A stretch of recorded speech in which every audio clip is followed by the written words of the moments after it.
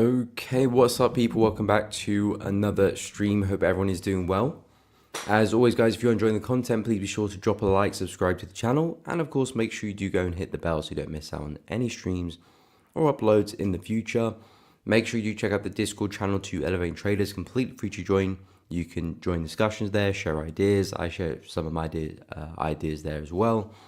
And you can see what other people are trading, of course. You can share your trades if you want to do that as well. So if you want to join the community, check it out. Links in the description, also at the top of the chat, so you can't miss it. But guys, welcome back to another stream. I hope everyone's doing good. Of course, guys, drop a like if you're enjoying the stream as well, and hit the subscribe button if you're enjoying the content as well. It does really help out. But D-Mar, welcome to the stream. Hope you're well. Good morning, good morning. What's up, Ivan? Welcome to the stream. Ahmed, welcome to the stream. Hope you are doing good. So as always, we'll go through USD side of things first. Take a look at the dollar, take a look at USD majors, gold, silver as well. Of course, any requests, any pairs, any markets you're looking to trade or just want my opinion on, let me know. Of course, any particular time frames as well, let me know. I mostly look at the 4-hour chart daily as well. But if you're a bit more intraday, let me know and I'll take a look, of course. But first things first, we have the dollar. So USD did see a little bit more strength yesterday, but altogether hasn't really gone too far. But the idea is still the same. USD strength has arrived. We have kind of bottomed out at that low, and I'm looking for this strength to eventually top out and continue in the bearish journey. Now, we've come back to some lows here. Prices really struggled here. We've seen a lot of wicks. Momentum has shifted. So we are now, at least on an intra-week, intraday basis, quite bullish here on the dollar. Now, I've mapped out a couple of areas where I am looking to short, this being one, and this kind of consolidation around 104 being the second area, which I'm probably kind of waiting for price to get there. Based on how price is reacting here, we are slowing down, which is a nice sign. I kind of want to see that deeper pullback into 103.5 because the market will be a bit more stretched, a bit closer to equilibrium, of this kind of bearish swing. So that would be my preferred area. But if things look really good here, of course, I will well, I won't be looking to trade the dollar, but I'll probably get long on euro or long on pound or Aussie dollar, whichever USD pair looks good at that time. But USD is an area which things can get interesting in, and potentially we could look to roll over. Momentum is still with the buyers here, so I wouldn't be looking to jump into any shorts. And of course, price was to continue, well, then that becomes our area of interest. 103.5, 104, and from there, I'll be expecting price to drop if, of course, I see the necessary confirmations for that. But yeah, bullish at the moment. I did say intraday, I think buys still look good, and I still stand by that. If the market kind of slowly pushes down back into an area like this, but we had brief resistance from last week, price, of course, rallied straight through that. If price was to come back and retest that, I do think that'll be a smart place to go long, at least from an intraday perspective, and try and catch a bounce off that area. Maybe price will look to continue from that as well. So it makes sense from a risk reward perspective, makes sense from the location in terms of how we broke through. We haven't yet to come back to test it again as support. So I do like this level 100.8 as an area of support, especially for intraday entries. But in terms of the biggest sell, this is kind of where I'm waiting for price to get to 103.5. I'll see what we can do here, but I'm not too optimistic. But of course, anything can happen, so always stay vigilant. But yeah, dollar is still looking for a bit more strength before some sells come into play. And that literally is the same take for euro. I think there's still more downside for euro USD. I like this kind of brief area of supply from the start of the week, where we had that gap to the downside, price rallied, filled the gap pretty much, or might have just missed it. 99% of the gap was filled, at least, before this continuation. So again, from an intraday perspective, I would say something like that looks pretty good. Pullbacks on the low time frames, come back to test that level of support, around 1.12, and that could be a really nice place for a short. Perhaps on like a 15, at least back to the prior low, and we can see how far it goes from there. But again, in terms of the bigger move for Euro USD, I'm still pretty bullish on this one. Still looking for a price to bottom out and a continuation. And similar to the dollar, a couple of areas where I do like the look of. So the area which we're trading in currently, and pretty much the range here. So again, it's pretty much the same levels I'm looking at for the dollar as euro. Of course, they're very inversely correlated, so the price action pretty much mirrors one another most of the time, and that's kind of the situation we find ourselves in right now. So looking at both of these areas, again, this would be my preferred zone to buy from. A little bit deep over correction, closer to equilibrium of this bullish leg here. So that would be my preferred area, but we'll see what price has in store. If things look really good at this area, I will of course look to buy. But at the moment, we've seen a slight reaction, but this, I would expect it to be a retracement for us to keep falling. Especially if it stays slow and corrective, well then I do think another bearish leg will be in store. So preferably some longs from 1.095 is kind of where I'm situated, or I want to be situated anyway, for Europe for some longs, and perhaps we can swing it all the way back to highs for some continuation. But at the moment, Euro still looks pretty bearish to me, so I won't be surprised for some more downside, and a decent pullback into 1.12 could provide some nicer entries to take advantage of that bearish momentum we're currently seeing. Pound USD, oh, my bad, just hit my cup there. Didn't spill though. So pound USD, same situation as well. Very bearish with this one again, intraday, but long term, I do think there's a lot more upside for pound USD.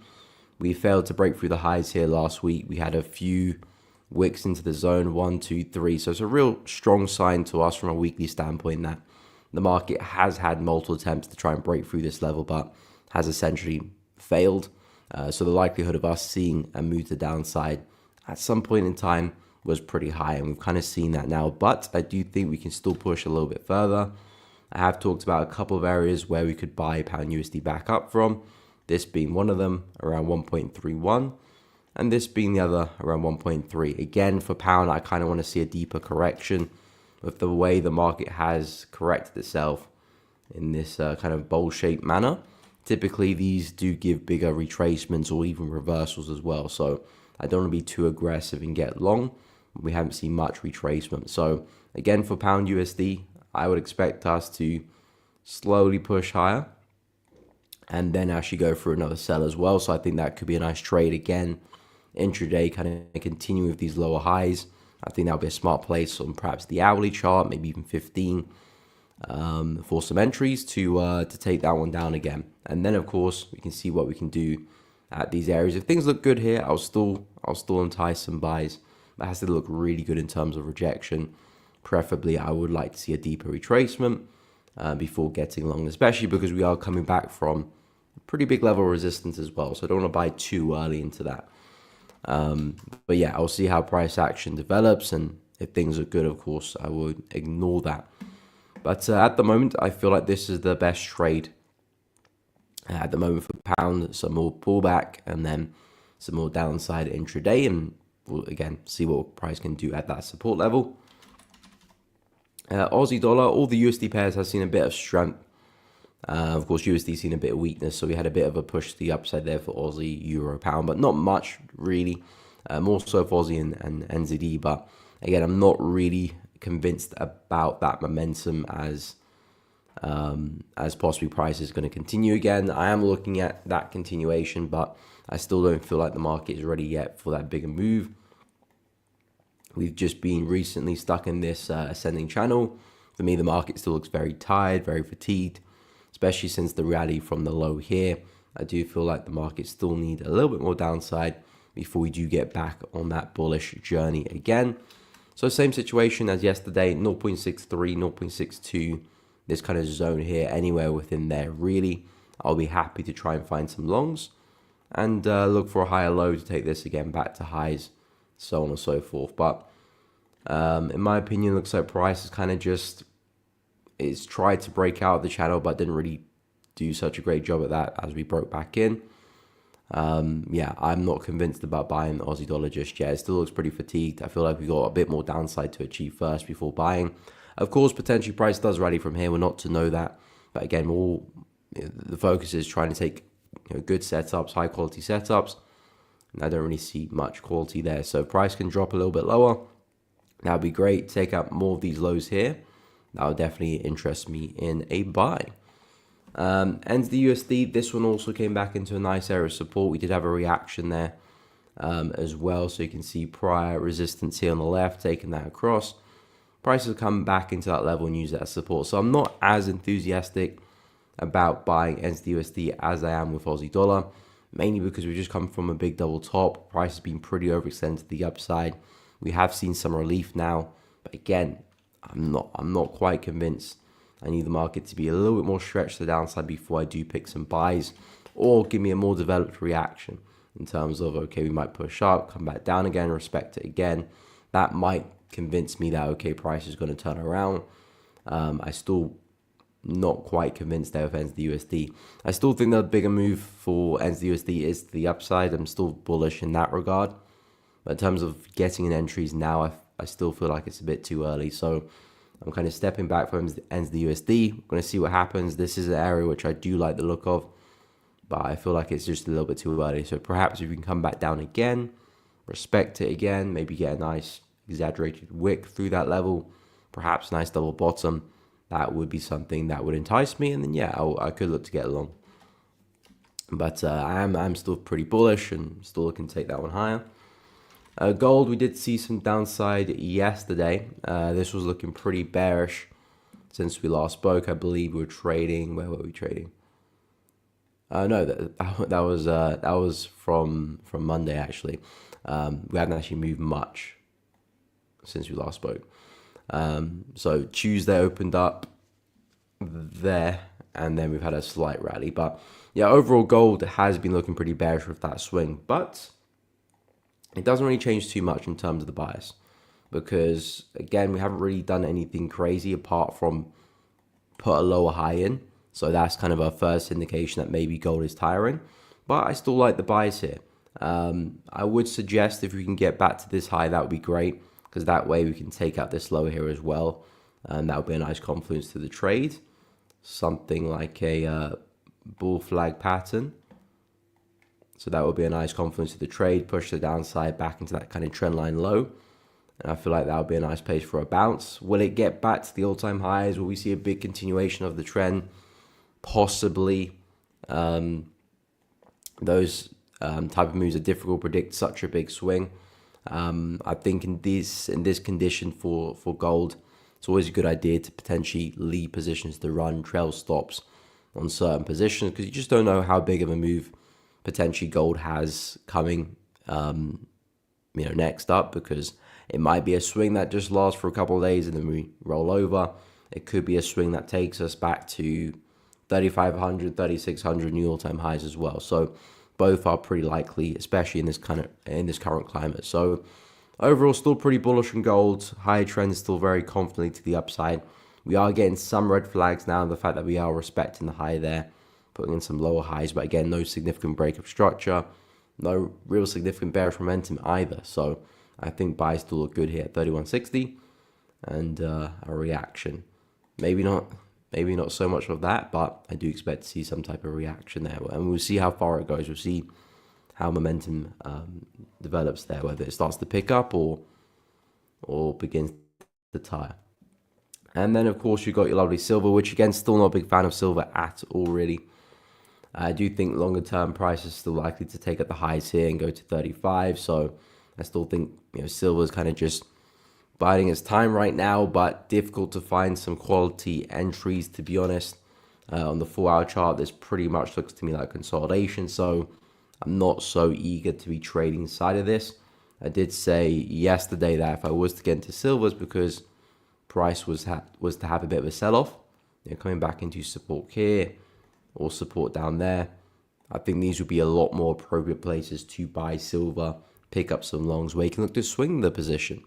Not a situation where you're just kind of buying for the day, potentially a buy for the week or for the rest of the month, really. These are the type of levels that can give you that swing. So the trend is still up to me. We still had this major swing low, which created this high. Looks like price is respecting support, potentially a big double bottom. So I do think price is going to give us that continuation. But in terms of an appropriate place to swing the market, that's where I have my conundrum. And yeah, right now price action very, very flat. Might be even some selling opportunities here at the high for another swing back down, but I'm just not interested. So if silver can get here, great. 31, I think that's a great place for a long. Also 29.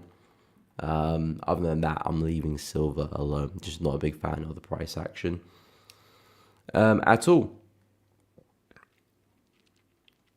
So yeah, that's kind of where I'm at with silver, gold, and of course the other USD pairs as well.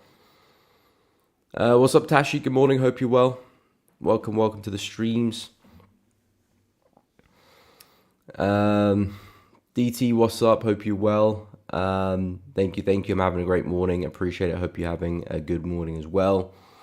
Forex Mastery, do you know that someone can learn from you the way you do your analysis? Yeah, I mean, if you tune into the streams more often than not, you probably would pick up a thing or two about analysis, organizing your charts, finding opportunities in the market. So I would suggest that just kind of tuning into the streams, you will be able to kind of pick up that, to be honest. And again, analysis just comes from practice as well. It's not something you're going to gain overnight, of course, but you can analyze a chart. Anyone can analyze a chart, and then you see what happens. How does price respect your analysis? Does it, completely respect it? Does it ignore it? Well, then you can improve from that respect as well. Again, the key things I focus on is just, highs and lows, trends, key levels in the market, momentum, candlestick formations. I say those are the four main things: candlestick formations, momentum, higher highs, higher lows, lower highs. So the structural swing points, and then just the overall trend direction of the market. Those four things kind of make up the analysis part of the trading. And then, of course, you got the actual trading part, which is finding entries, stop losses, managing positions, targets, which is a different kind of side of things to it. But yeah, stay tuned to the streams, and I would expect your analysis to improve. Kizzy, do you have plans to stream on Twitch, bro? I haven't actually looked into Twitch, to be honest. I haven't looked into Twitch, to streaming on Twitch. I'll have a look into it because I don't know. I need to check if the platform I use can plug into Twitch. I think it can, but yeah, I might check it out. But yeah, I've always streamed on YouTube. J Zone, good morning. Hope you're well. Welcome to the stream. Welcome. Dr. Busy Forex, welcome to the stream. Rocking Boys, what is up? Euro Yen. Okay, we'll take a look. Of course, any requests, any pairs you want me to take a look at, drop it down in the chat. I'll go through my watch list in a bit as well. But yeah, I'll start with Euro Yen. So Euro JPY, again, a pair which I've been looking to short, but is not playing ball at the moment. I believe we just about spiked through the high there, which has made things a little bit awkward for me, because what I didn't want to see was price spike through that high, because it's not essentially a break of structure, because you want to see it close above, but the fact that we are spiking through the high is, again, the market disrespecting that high, really. I don't really want to see that happen, to be honest. So yeah, I'm kind of just backing away from Euro Yen right now. I've been pretty short biased, looking for a swing to the downside, back into the lows here, and a lot further as well. But at this rate, it does look like price is likely to push back to resistance up here at 166.528. So I would suggest that if you're looking to get involved with Euro Yen, I think buys look good. Not at the moment, because we're at resistance right now. If I take that across, this is big resistance in the market. Reaction there. Almost a couple times there, but again over there, and potentially over there as well. So this is definitely resistance in the market. You don't want to be buying into that. But should price rally and break through that, this, of course, would be flipped as support. And I feel like that would be a really nice buy, perhaps on the 4-hour, even the hourly chart, to swing back into the resistance level there on the daily chart at 166.5. So Euro Yen, I like the buys with this one. Let's just completely break structure first. to get that kind of out the way, and then this becomes support, then I would expect price just to continue to the upside. At the moment, we're kind of still respecting the level, but we've already spiked through the high there, so it's kind of invalidated my bearish bias, to be honest. At least in regard to this bearish structure, I still think Euro Yen's bigger move will still be down to the lows, but we might be looking at a big double top here first before that happens. But yeah, anyway, Euro Yen, I like the buys here from an intraday perspective. Yes, we're at resistance. We might still see a reaction, but at this point, because the market's still being very consistent with all these higher lows, I don't expect us to sell off anymore, and especially spiking through the high. So I would suggest that's probably the best opportunity on the for Euro Yen right now. And then, yeah, looking to follow that momentum back into resistance. And, of course, Yen looks pretty weak as well. A quick look at the JPY basket. That is looking very, very weak at the moment as well. It looks like this low here might be set to be taken out as well. And, of course, if Euro Yen's going to do that, well, you're probably going to see, if the Yen basket is going to do that, sorry, then you're probably going to see Euro Yen push up as well. So I'll suggest for the Yen basket, something like this looks pretty good. And then a continuation off the back of that. We've been very consistent with these lower highs. We had the equal highs back over here.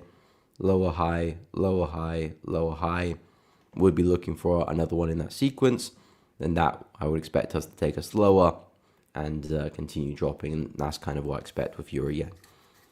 So more upside looks likely at this point in time, and a push to 166.5, I believe. Yeah, 166.5 looks pretty likely.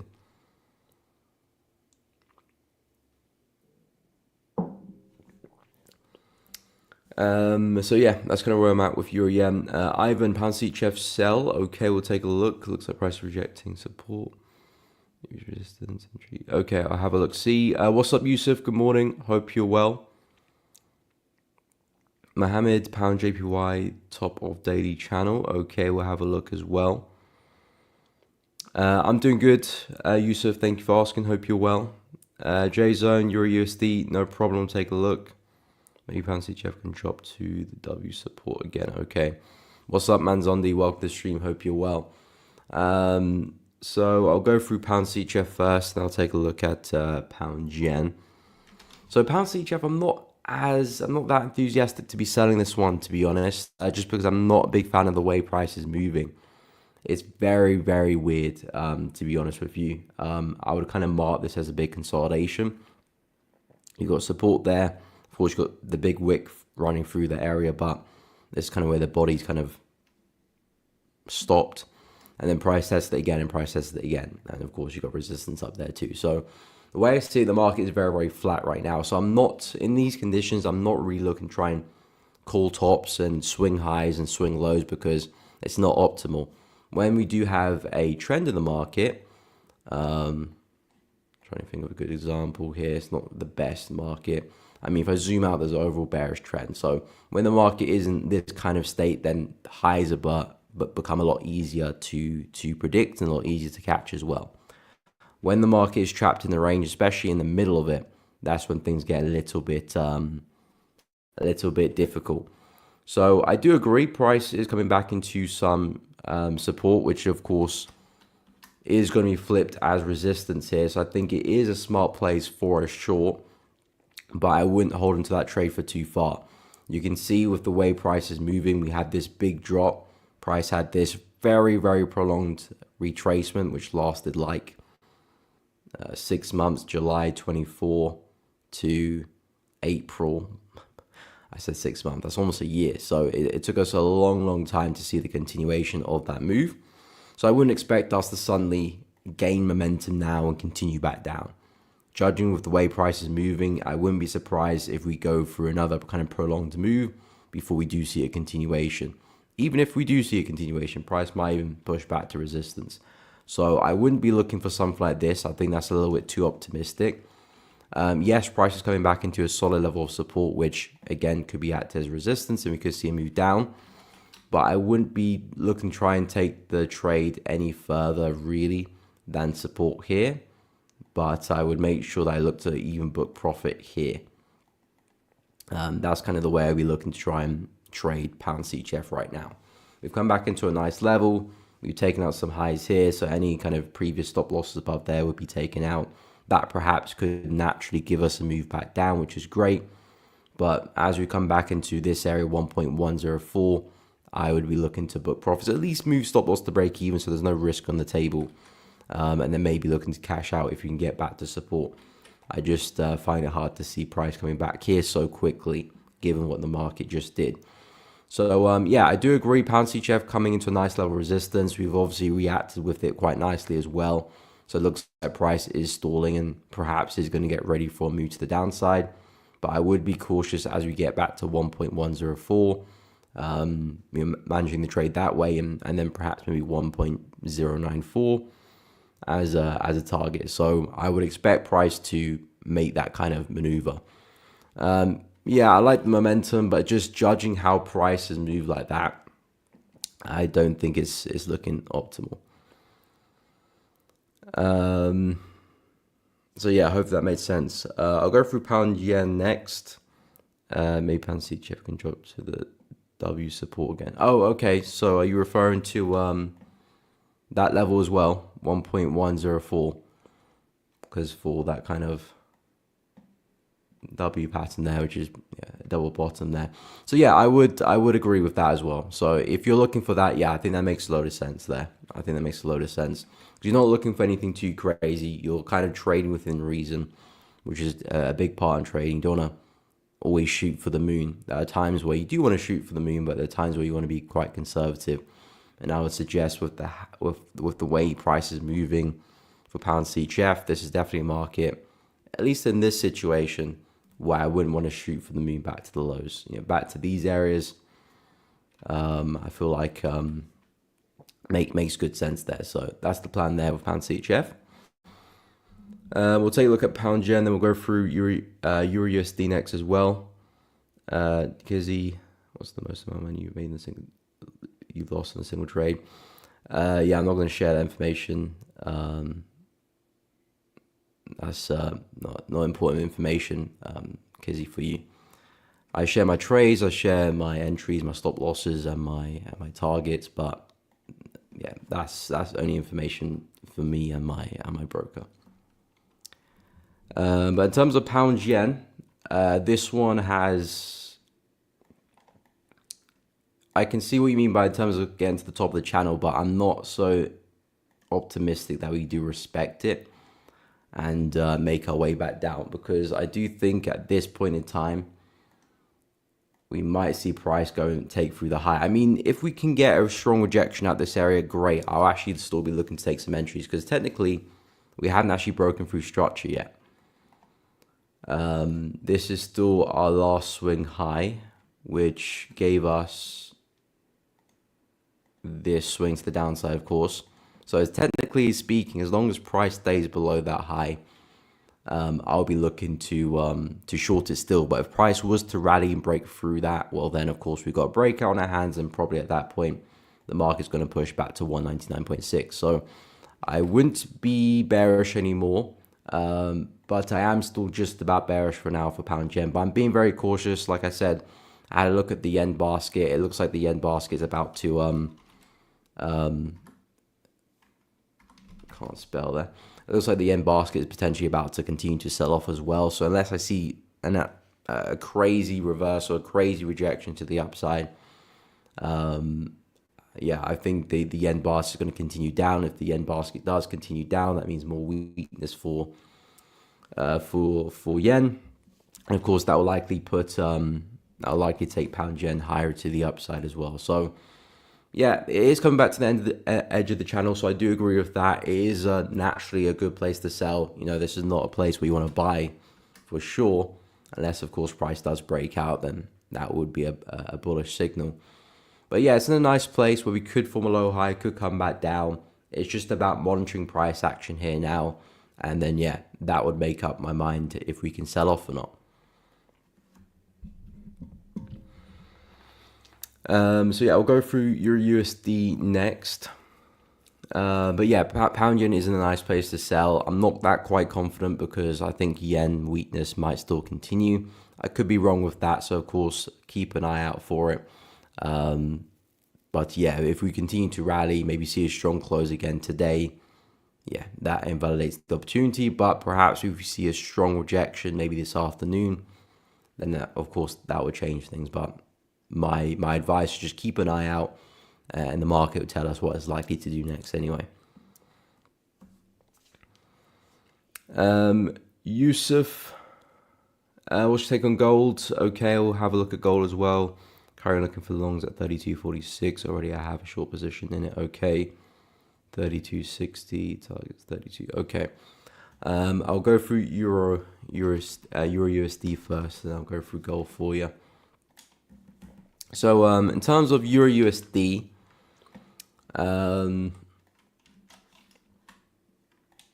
yeah, so in terms of Euro USD, I still do like the longs with this one. Longer term, I do think price is likely to continue higher. I'm looking for a push back into 1.156 and a lot more upside from that point. So the plan is just about where can we possibly find some longs to take this back to the upside, because I'm looking at this as the impulse, this is the correction. Now I'm looking at potentially another impulse back to the highs and possibly even further as well. So I've mapped out two areas where we could possibly see that continuation happen. This is the first area, that's the second area. And yeah, I'm going to monitor the price in those areas respectively. I do kind of prefer price to come back to this area, 1.095, slightly deeper correction. Market's going to be a bit more stretched to the downside. It'll be closer to the equilibrium of this bullish swing as well. And it'll just be an area which I'll be comfortable to hold a trade in for potentially a few days, few weeks even, if things go in my favor very well. But yeah, at the moment, Euro USD still looks pretty bearish to me. I still think USD strength is still here. We possibly could see a bit more of it as well. So I think a nice kind of slow corrective pullback back into an area like this on like the hourly chart. I feel like that would be a really nice place for a short and a continuation, at least back into the lows. But I do think we can go a bit further. So yeah, Euro USD from an intraday kind of intra-week perspective, I do think more downside is likely. Something like this, just trying to catch the next lower high in this sequence, pretty much, and then catch the next drop. But the bigger move for Euro, I still think is to the upside. So yeah, once we get back to some of those areas, see some rejection, double bottoms, shift in momentum, then I'll look to go long and hopefully we can swing that back to highs. So that's the plan there for Euro. In terms of gold, I'm guessing you're on the 15-minute chart, Yusuf. Currently looking for the longs at 32.46. Already have a short position at 32.60.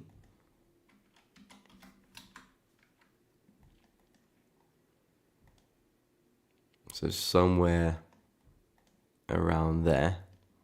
I'd imagine your stops above the high.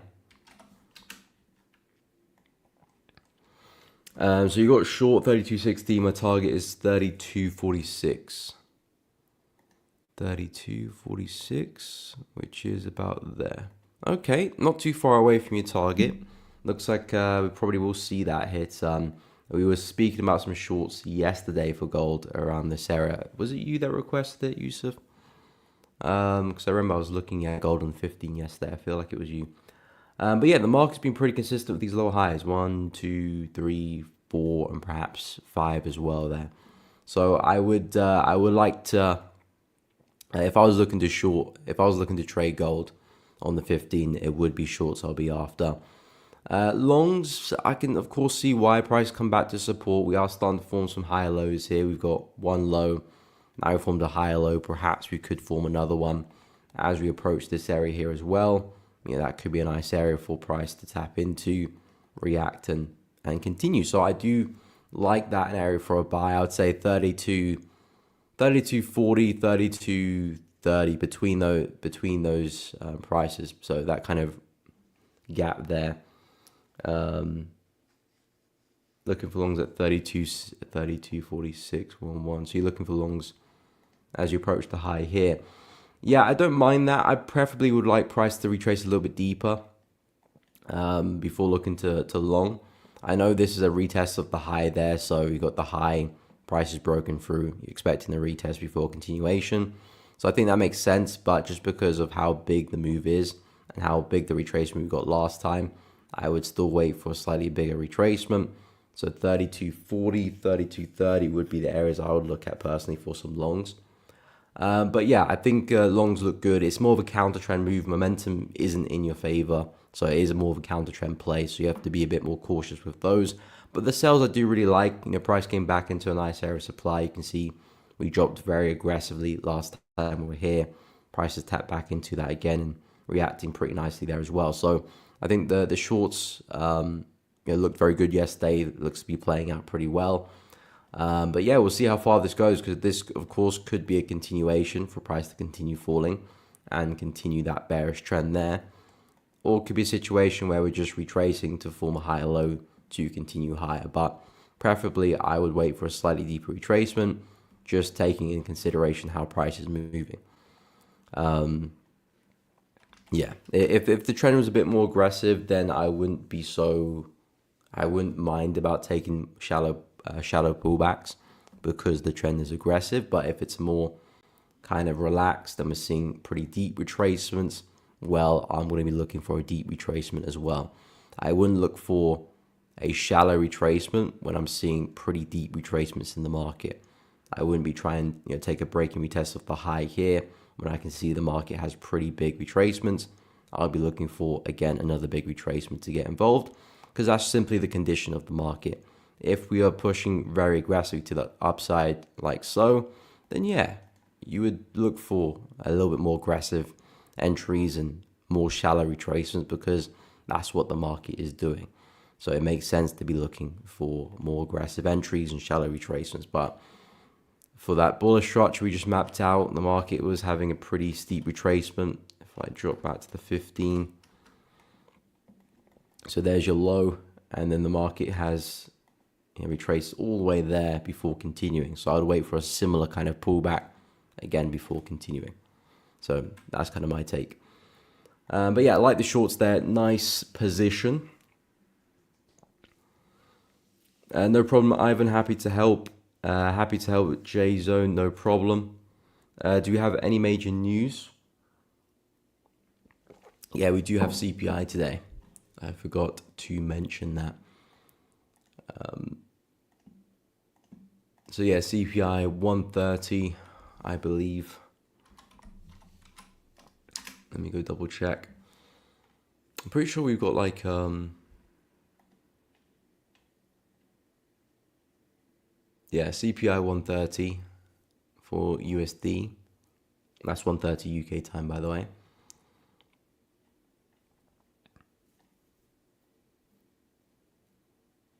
Tomorrow is pretty calm. There's not a lot going on tomorrow. No red folder news tomorrow. Thursday, we got Aussie unemployment rate. I'll keep an eye on that. GDP for pound, keep an eye on that. Unemployment rate for Euro, GDP, I'll keep an eye on that as well. Retail sales, PPI, USD. So it spices up again a little bit on Thursday. Nothing major.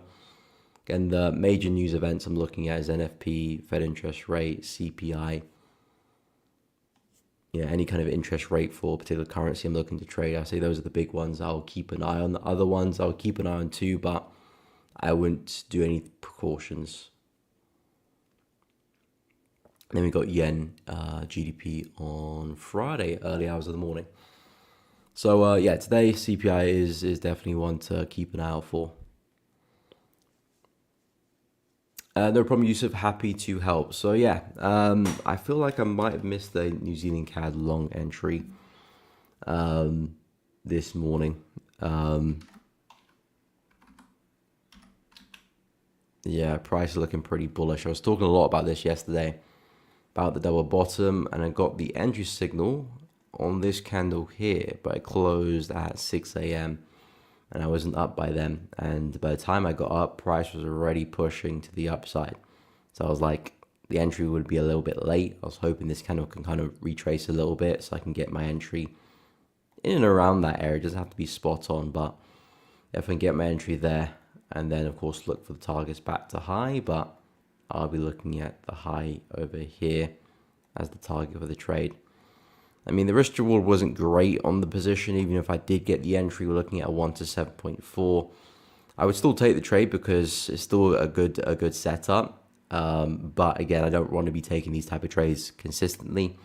I want to be looking for slightly bigger risk rewards on average, but it doesn't mean I can't take a smaller risk reward opportunity from time to time. It's not going to affect my trading that much. So yeah, ideally risk reward wasn't particularly great, but yeah, I did miss the entry there. Perhaps we still come back down again.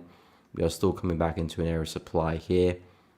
I don't think it would be totally crazy for us to see another push down, to be honest, so I will keep an eye on that. But yeah, I'm still very bullish on New Zealand CAD. I do think we can rally here. And yeah, and push back into resistance and probably break through as well. So I still think NZD strength, Aussie strength is still going to continue. Rachel, good morning. Hope you're well. No, I wouldn't mind taking a look at dollar CHF. Dollar CHF is actually a pair I'm looking to trade as well. I'm looking to short more so than buy, although I think there could be some nice buys as well. But I think the bigger move is still very much with the sellers. So basically, this is the monthly chart, and I know it is a big time frame, but the monthly, again, it's not necessarily I'm going to the monthly chart just to see what price is doing or look for an opportunity. It's just that is the current trend in the market is very, very bearish. And we're at a situation where we could actually be looking to push back into the low here. So from a monthly perspective, I do expect a lot more downside.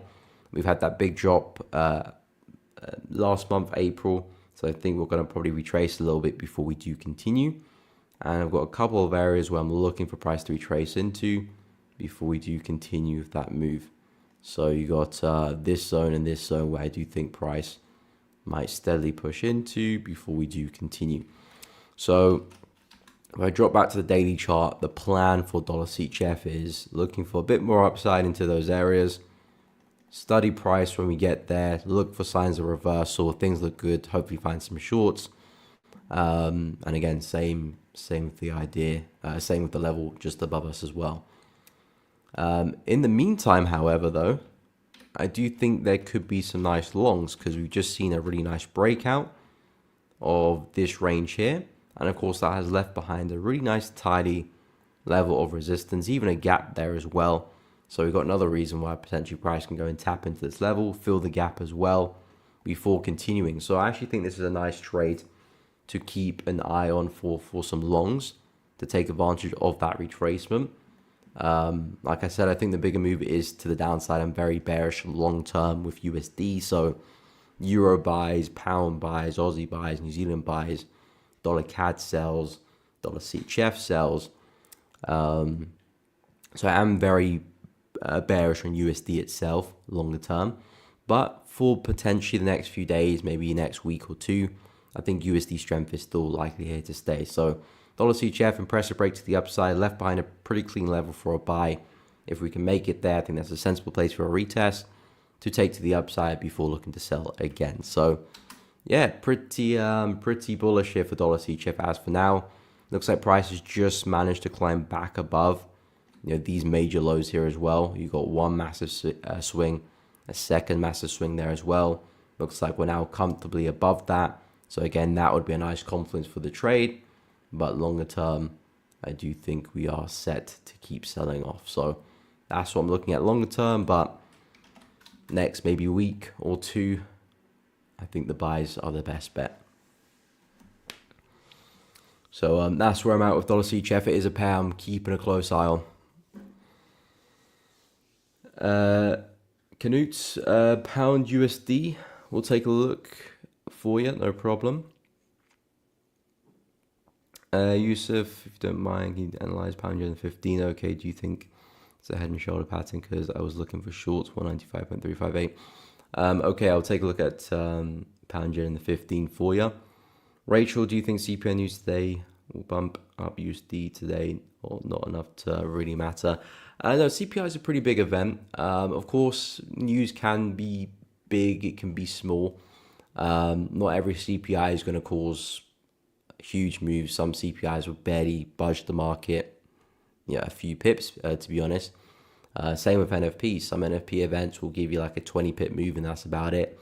Some NFP moves will give you a potentially 100 pip move and then start a huge trend for the next 2-3 weeks. It's difficult to say what's going to happen because normally we're kind of waiting for the result, and then if it's a big difference between the result and what people expected, then that can cause real movement. So we have to wait for the result to actually see, okay, potentially this might be a big move here. But in terms of what I'm expecting, I'm still looking for more dollar strength personally. I don't think the dollar buys are quite done yet, so I'm still looking for more upside. Can CPI potentially give that for us today? I think so. Yeah, I do think so. I think we can see some strength today from CPI. How much strength? I don't know. That's the question. Only we'll know after the news. So I do think we can see a bit of strength from CPI today. I wouldn't go and trade that, by the way. That's not me saying go buy CPI today. Absolutely not. I'm not looking to do that myself. But yeah, I would expect some strength. Maybe, yeah, I would expect some strength, but it could potentially be a short-term move down before the strength comes out as well. So be prepared for that. But yeah, in terms of how much of an extent, I don't know. It could be a big one. It could be a very small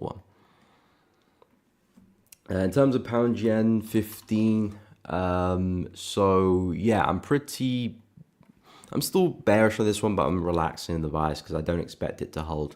There's a situation where technically my technicals are still pointing down. You can still see we're operating within this channel. Market's still putting in lower highs, 1, 2, 3, perhaps 4. So we're still confined with this bearish structure, and the sells still very much can happen. I've had a look at other yen pairs. I've had a look at the yen basket itself. It doesn't look like yen strength is about to come into the market. I could be wrong with that. And if I am wrong, that's great. There could be a really nice short for us to take this back down there.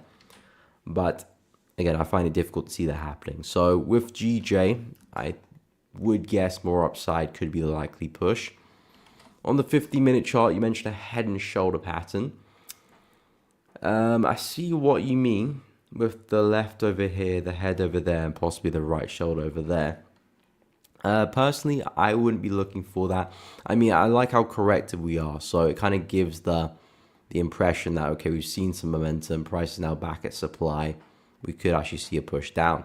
So I would suggest, yes, that does make sense, but I would say this is more of an aggressive trade. Reason being, momentum is definitely not in your favor. The market is very, very bullish here on the 15.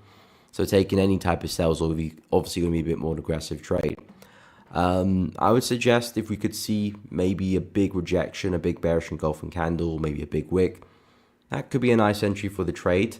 Again, doesn't mean it's still not counter trend. The market's still to the upside, but if we could see a strong rejection, that would definitely increase the odds of a swing back into lows. But yeah, I probably wouldn't try and take it past that point there, to be honest.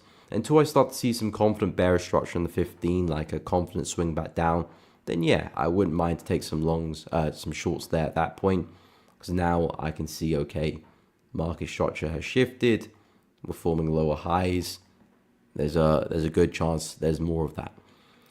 Right now, it's a bit more on the aggressive side of things, but yeah, if we could see a strong rejection, I feel like that would give the trade a lot more confidence, a lot more confidence for it to play out. If of course we continue to rally through the high as well, that would invalidate the setup, wouldn't it? But yeah, it's a more of an aggressive trade, I would say. More of an aggressive trade. Again, when you're looking for head and shoulder patterns, trying to get in on the right shoulder is always a more aggressive trade because nothing's confirmed yet. This trend can still very much continue, there is no indication of reversal. Only once the right shoulder has formed and we've broken through the neckline, that's technically when you've got the head and shoulder pattern, and when the most probability that price will continue falling. So again, there's no right or wrong to trading, because if you do wait for this opportunity, well, sometimes you don't get it because maybe price does break the neckline but doesn't give you the retest. So don't actually get the opportunity to find that entry, or you might do, but it's a lot further down than you originally expected. And of course, the con side of the right shoulder is that it's a bit more an aggressive trade. And again, the right shoulder doesn't necessarily dictate that the head and shoulders is going to form. We could very much continue, and the trend continues as well. So a bit more aggressive, but the beauty of it is if you get it right, you're positioned up higher. Your risk will be better. You can catch the reversal a little bit better as well. And of course, the pro of this is that it's a bit more of a safer trade. But yeah, I can see the sense to that. I would wait for a really strong rejection to indicate that, okay, that level is holding. Otherwise, I would be quite cautious with that, to be honest, just because momentum is very bullish. So on the 15, I wouldn't really want to be going against that until I can get a strong indication that we're about to sell. Pound USD, almost forgot about that one. Let me go take a look. So yeah, Pound USD, same kind of analysis as Euro. Basically, price come back into major resistance. We've had a lot of wicks to the upside, 1, 2, 3. Market's a bit stretched from this swing here as well, so it was kind of in need of a pullback a little bit. We've had a kind of nice head and shoulder pattern here. You got your left head, right shoulder. Price is kind of rolling over in this kind of bowl-shaped manner. So it does, to me, look like we'll probably see more downside here for Pound USD. Long term, I'm still pretty bullish, but I do want to see a bit more retracement. I'm looking around this 1.3 area as the place where I kind of want to buy from. I whipped out a fib from the low to the high. And this is kind of where I want to pick up some longs, 1.3. I did speak about this level here, but I'm not a big fan of the way the market's retraced, and I feel like it's a bit too close to the level for my liking. So preferably, I would like to see a bit more downside for pound before I do jump into some longs. But in terms of a setup a bit more in the now, I feel like Pound USD shorts do look pretty good. We're seeing some really strong bearish momentum. The key thing is we're seeing consistent lower highs now. So I'll be expecting another one to form. And I would suggest that this looks like a nice place to wait for a pullback into. You've got support there, will be flipped as resistance. And of course, you've got a lovely area of supply. Price stalled here for a few hours before dropping to the downside. We could see more of that momentum come back into the market if we can come back and revisit that area. So all in all, Pound USD, lower time frames, probably some entries on the hourly chart. I feel like it is a very smart trade to the downside, just trying to pluck another lower high for a short back into the low. I think it makes a load of sense. If you're bullish on this one, still want to take some buys, I would wait for a lot more downside first. Bit more retracement, wait for the market to be a bit more stretched to the downside. Come back into some key areas, and then we can start to speak about some longs again for pound. But at the moment, bearish market. I think USD strength is still likely to come into the market as well. But yeah, first I want to see some retracement before we do continue. So that's basically my outlook there for Pound USD. I think we could still see a lot more downside. And that's kind of where I'm at with a lot of the USD pairs. I think USD strength is still on the cards here, so I'm still expecting a bit more dollar strength before we can get to shorting that. No problem, Rachel. Happy to help. Good to hear that you found it useful. And yeah, guys, if you're enjoying the stream, please be sure to drop a like, subscribe to the channel. It does really help out. Hit the bell as well, so you don't miss out on any uploads or streams in the future. Check out the Discord channel. Free to join there. Post some of my analysis and my setups there. I'm looking to trade. Other people do as well. So if you're interested to join the community, check it out. Free to join. Links in the description to that. But I do appreciate everyone who has liked and subscribed to the channel. Yeah, it does help push out the content, so I do appreciate that. But yeah, in terms of the dollar, I am still very much bearish longer term. The idea is that we've had a massive drop there. Of course, the past few months, I'm looking at a correction of that. before perhaps we look to continue. I'm looking more so at this 104 area as an area which we could push into, find resistance, and then sell off. So that's why I'm kind of expecting more dollar strength, because I think there's more retracement to be had, especially with the way we're reacting without these lows. Yeah, I don't want to keep shorting into that. We've already seen a very major rejection off that low. So I do think more upside is likely. And then perhaps we can start to speak about some longs again. But for now, USD, especially with the way things are setting up as well, I feel like this is a smart place for a buy. So if you could see the dollar kind of slowly push down, I know we've got CPI today, so that makes things a bit awkward. We might kind of just explode to the upside, to be honest, this afternoon. Might not even see that retracement opportunity. Or we could see CPI drive us lower, then we push up again as well. That could be the play as well. But in terms of the technicals, still seeing a confident uptrend here. So dollar for me, still looking bullish, and more upside is still very much the play. In terms of the yen pairs, I have been pretty bearish on the yen pairs for a while, but I've been backing off, like I said.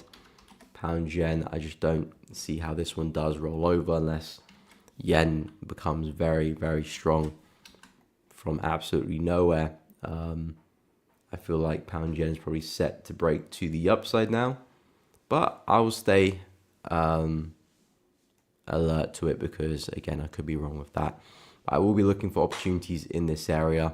At the moment, things are still looking very bullish on the 4-hour chart. Trend is still, didn't mean to do that. Trend is still looking like it can see a lot more upside. So for me, I need to see price push up, maybe a big wick through the zone, a big strong bearish engulfing candle. That could potentially interest me for a short. And I need to see something on the yen basket as well. Other than that, I'll leave it alone, because we might just break structure and continue to push. So yeah, make or break area there for pound yen. As for some of the other yen pairs, they're getting to some significant areas as well. If I go to New Zealand yen, for example, so again, if I zoom out to the daily chart, you can see overall we've had these lower lows and lower highs in the market, and now potentially that is at threat. If price does break through the high here, well, technically that's a break of structure. Not in terms of the larger structure, because technically speaking, what's going on here? Okay, don't know what's happening there. Because technically speaking, we've got a massive high here, and of course this is the high that gave us the swing to the downside. So technically speaking, this is our last bearish leg on the higher time frame, and price could potentially pull back anywhere within here and possibly continue back down again. So I'm not writing off my longer term bearish bias for New Zealand yen, but in terms of the more immediate bias, if we do manage to take up the highs here, well, after that, I do think retracement and upside is likely at that point. So this is kind of what I'll be looking at for New Zealand yen. So again, kind of shifting that bias from bearish to bullish there. Perhaps we still get those bigger sells, but after a more prolonged bullish phase there. So New Zealand yen spike through the high there. Well, I think those buys look good. Shortly afterwards, Aussie yen, similar situation as well. This one's a little bit further away, but I think we're in the same situation. Price taking out that high as well. Again, the major swing high is still over here. So technically speaking, this is our bearish leg. We can still pull back anywhere within here before continuing. But if we do take out structure there, I do kind of expect us to push through, pull back, see some more upside. So a retest of that high, as well as filling that gap, I think is still a very smart trade. So yeah, yen pairs still looking very, very bullish to me. Difficult to take any shorts. Difficult to take any shorts. And if you can get some pullbacks, I think there'll be some decent longs. What's up, Lebsy? Yep, still bullish on New Zealand CAD. I feel like I might have missed the boat with that one this morning.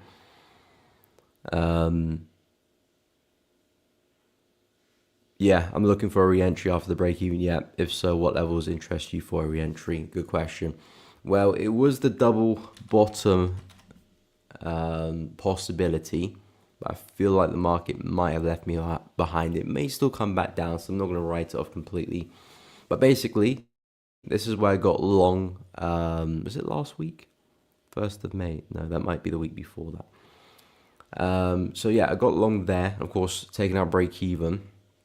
So now the plan is for price to retest the same zone, because my stop loss hasn't been threatened. You know, my stop loss is placed underneath a level which I expect to hold, and so far it's still holding. So the trade is still valid. Just my entry itself got taken out of break even. So if I could still see price reject this well, that would still be the idea of the trade, to get back in a similar area, stop loss in a similar place, and of course pretty much have the same target as well.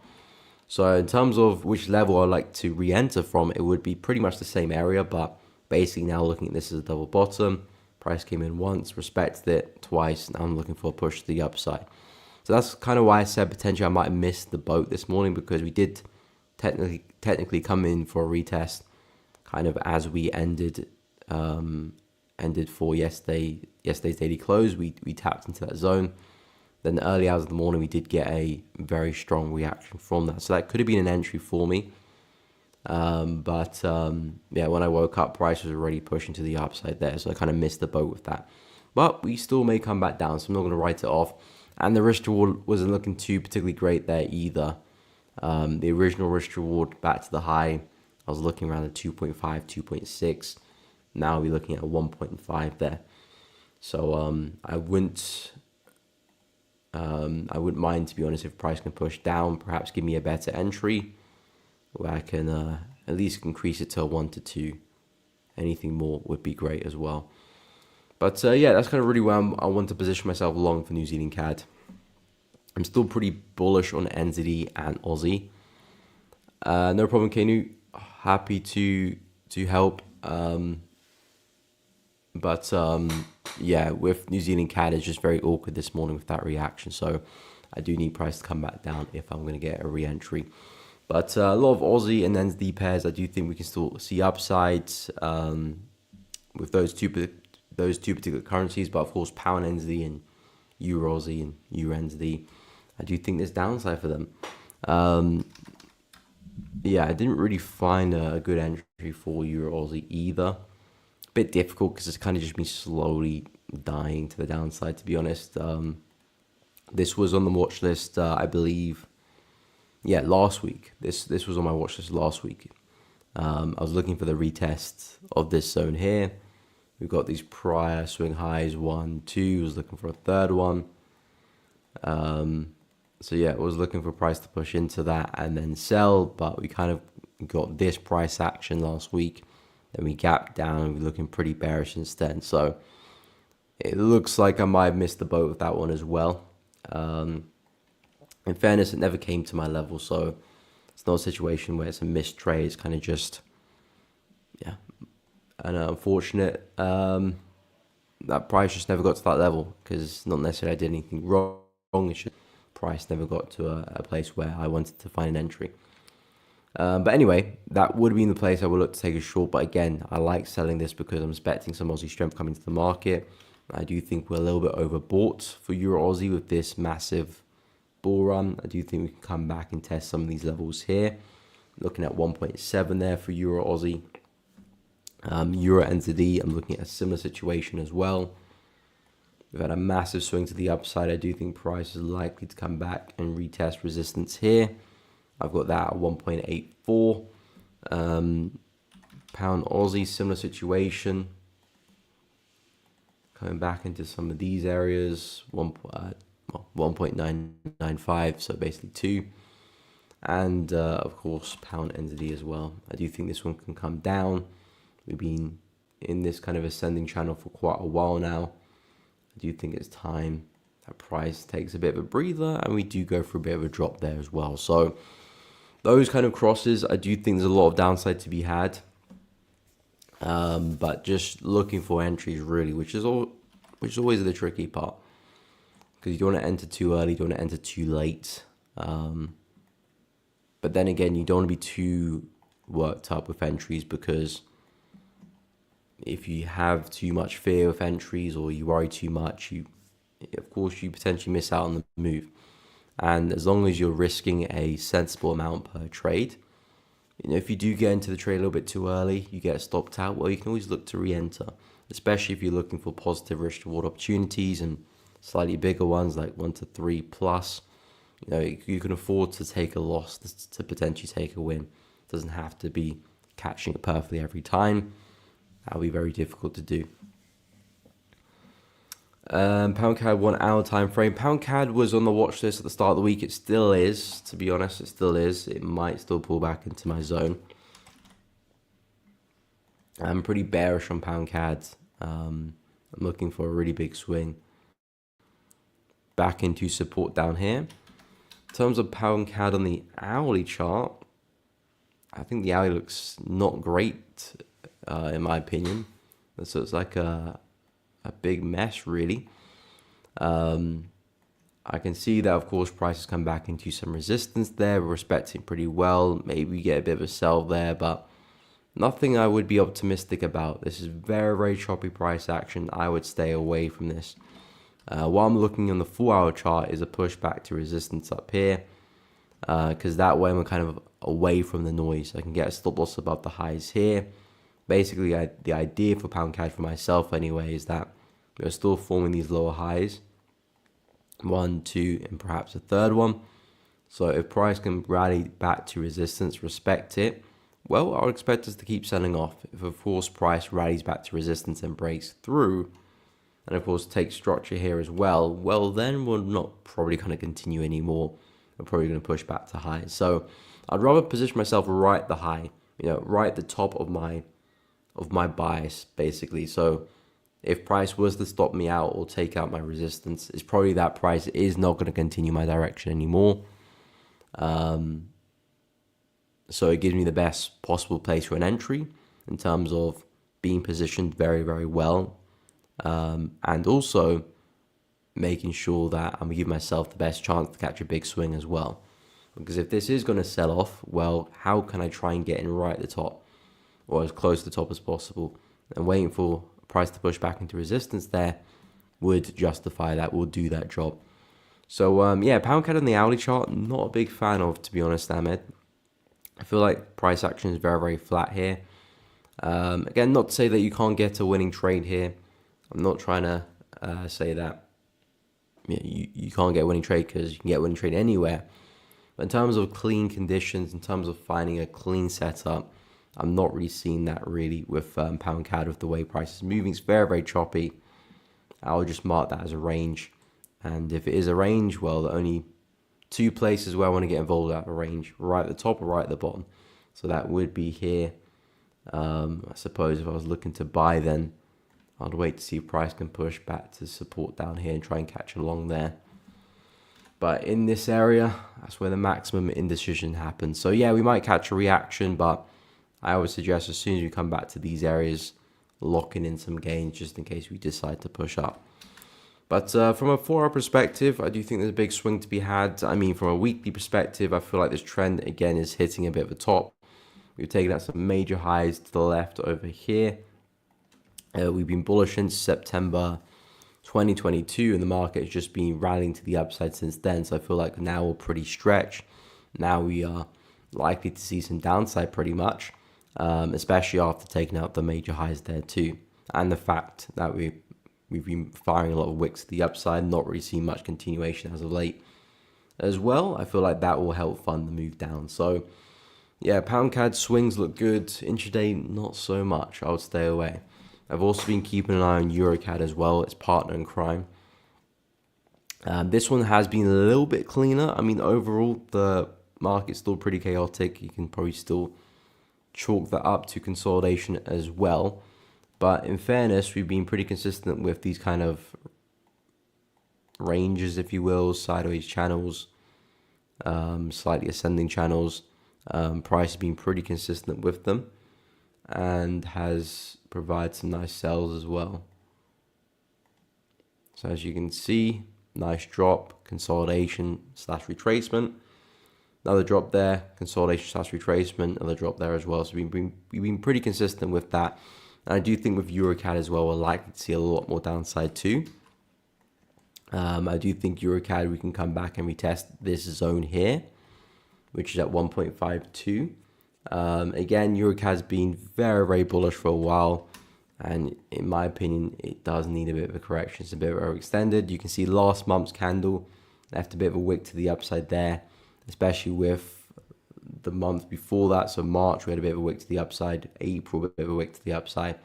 I do think we're going to top out in this kind of area and push back down into support, where again, we could still very much continue to the upside. I'm not writing off the uptrend by any means, but I just do think it's time for some retracement. And perhaps we can take advantage of that as well. So again, for EuroCAD, if we're going to continue these highs, we might go through another kind of weird correction before the drop. I'll probably keep an eye on the retest of this low here for price to test that again, 1.56, and then the short. But what I can see is that we're very consistent with these lower highs. So my expectation would be another one, another push back down there as well. So overall, very bearish for EuroCAD, very bearish for Pound CAD. New Zealand CAD and Aussie CAD I'm actually quite bullish on. Not so much Aussie CAD, I don't like the price action, but New Zealand CAD I'm pretty bullish. I do think we can still see price rally there. So that's what I'm focused on.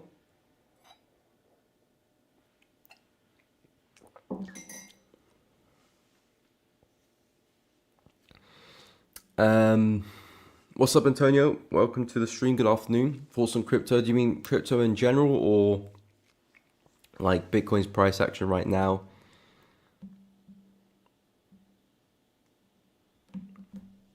Yeah, what do you mean thoughts on crypto? Is it like a general thoughts on crypto, or are you talking about maybe Bitcoin's price or what's happened in the last 24 hours? I believe Bitcoin has seen some downside, hasn't it? But it's still very bullish as a whole. I think we're still likely to push to all-time highs. I'll go through that now. Ahmed, this morning the market is sideways. True, maybe CPI will come and a lot of volume. Yeah, we tend to see that sometimes when the bigger news events come into play. There is sometimes we do see the market kind of dry up a little bit. It's mostly down to anticipation. People are getting ready for the news event. Potentially taking positions off to potentially re-enter then. That's when they're going to expect to see excitement, volume come into the market. So it's like the quiet before the storm, if you will. And yeah, that's a good spot there, Ahmed. That could be the case. In terms of Bitcoin, Ethereum as well. So yeah, Ethereum has been very, very bullish since last week. But yeah, Bitcoin still looking very bullish to me. I know we had a bit of a drop there yesterday with that last daily candle. So we've seen a little bit of downside, but it doesn't change anything to me. I'm looking at this as a whole, and BTC to me is very bullish. Very high chance of us pushing back into the all-time highs there at 108K. And I would say pretty high chance of seeing new ones as well. So Bitcoin to me looking very bullish. I said yesterday this would be a smart area for a buy. Will we get there is the big question. I have no idea. I would also suggest that we potentially could form a bit of a double bottom. There is a lot of momentum in the market. We're not seeing much retracement. We had a bit of a rally here. That kind of moves sideways. Another rally. That kind of moves sideways. Another rally as well. So altogether, the market is not retracing much. So perhaps looking for that pullback there is asking a bit too much from Bitcoin, but maybe a double bottom like this is a nice kind of, it's not such a big expectation. Price to form support, retest it again before continuing. Of course, this would be my preferred area. If price can get back to 98K, I feel like that would be a great zone to long from, where you can probably hold that to all-time highs and beyond. But I would also suggest that this looks like a nice opportunity. 101K, come back, respect it. I feel like that would be a smart place for an entry. and take that back to the highs and beyond as well. So Bitcoin still very bullish. All-time highs, I think, are likely going to be taken out, and see some new ones as well. Not seeing any red flags at all. So as a result, I think Bitcoin is still on a one-way ticket back to the highs. Ethereum, very impressive momentum, very, very impressive. This one's been looking like it's been beaten up very badly and not seeing any kind of sign of recovery until last week. Very, very strong push to the upside, strong close. It hasn't done much damage in terms of the scale of things. You know, this is still our last big bearish swing. We've kind of only retraced about a third of that move, to be honest. If I whip out the fib from the high to the low, yeah, not quite the 50. So it hasn't raised much, but it's a sign of momentum coming into play. And if Bitcoin is going to push back to the all-time highs, you expect Ethereum to probably push through as well. In terms of where we could buy Ethereum, I probably would keep an eye on this daily zone here. Of course, that respected support pretty well. Now, of course, you probably be acting as support again here at 2200. So I would say with Ethereum, if we could see price push down into this area, I feel like that would be a smart place for a long back to the highs.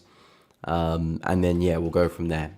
I'm not that convinced about potentially Ethereum's on a bull run back to highs and we're going back to all-time highs. I think eventually, yeah, we'll get there, but it's very difficult to say that we're about to go through that now. There's not really much indication.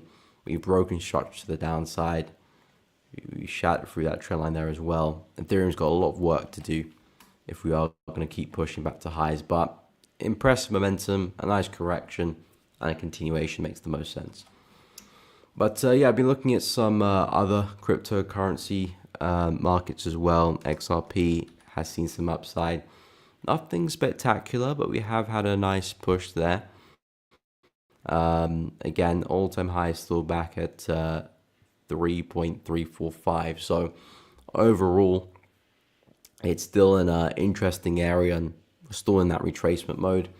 XLM has seen a nice push to the upside as well. Again, I wouldn't say anything crazily spectacular with the move to the upside, but it is a sign that momentum is picking up, and perhaps we're getting ready for a more continuation there as well. So I think crypto, as long as Bitcoin continues to push to the upside, gets back to all-time highs, that of course will be a bit of a bullish signal for other crypto markets. Smaller cryptocurrencies, I feel like they'll rally as well. And it just depends what Bitcoin does at the all-time highs. Do we spike through and come back down? Do we continue to rally through? And that will really set the season. If it's going to be very bullish for the cryptocurrencies or just another small rally. But yeah, Bitcoin, I do think we are likely to continue pushing. So very, very bullish on that for now. In terms of the other indices, so Bitcoin's up. Of course, NAS, we looked at this one yesterday. That was looking very bullish. We did go and get the close there on the daily chart, pushing through the high. As you can see, very confident close there. We did have that gap in the market, so there's still a reason we potentially could see some downside in price and go and fill that gap there before continuing. So there is definitely that at stake, at play. And I think that would be a good setup for NAS, to be honest. If we could slowly push down, respect support, I feel like that would be a smart place for a buy. In my book, I don't really see much stopping now, NAS 100, S&P for that matter as well, from getting back to the all-time highs. I'm looking at this market as a whole. We've broken back above the 200 moving average. We've broken back above the swing high to the left there. I would only expect more upside now and then push back to the all-time highs.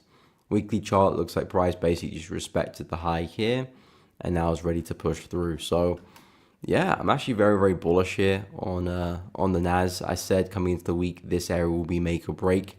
If price does respect this, perhaps we get a nice kind of breakout of this channel. Maybe that could be a nice sell signal. On the flip side, if we continue through the zone, continue through the high, that's of course a very bullish signal. And by default, I do think we can continue to rally. And there could be some really nice pullbacks and retest to trade here. So NAS 100 looking very bullish. S&P, same situation, I believe as well. Yeah, strong close above the 200. and of course a strong close above the supply level there on the left. So not only are we breaking structure, we're breaking above the 200, and again, the 200 is always a good metric to use for the major US indices. A lot of people do look at it and pay attention to it. If price is above the 200, we're bullish. If price is below the 200, we're bearish. What's up, Lauda? Welcome to the stream. Hope you're well. Welcome. Emanuele, what's up? What do you think about the tariffs cut? Again, I feel like we're going to see some strength for USD, to be honest.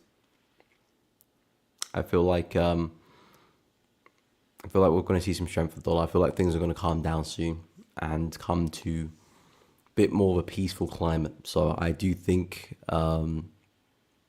start to see a little bit more. I don't know. I feel like gold's still going to be bought as a whole, but maybe we're going to go for a deeper correction now. Maybe silver as well too, but I don't know. Silver's got a bit more fundamental uses, so maybe not as much silver, but maybe a bit more gold.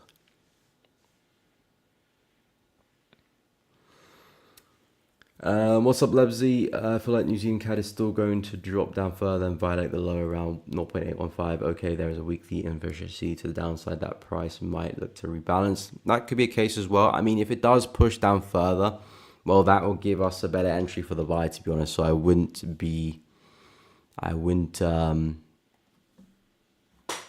mind that, to be honest with you. If we were to push down, and come a little bit lower, then that would be great.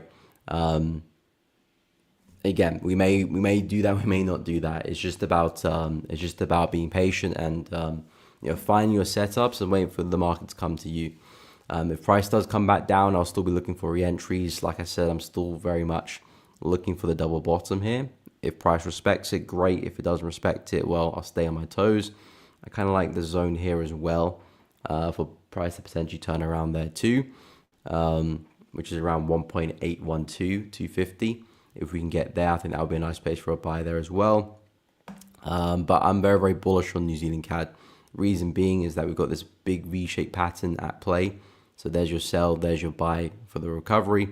Now I'm looking at this as the correction and looking at the continuation there. So that's why I'm looking to long, whether it's going to be a double bottom here or maybe slightly below it, because price might takes through the low, might come back and test that support level.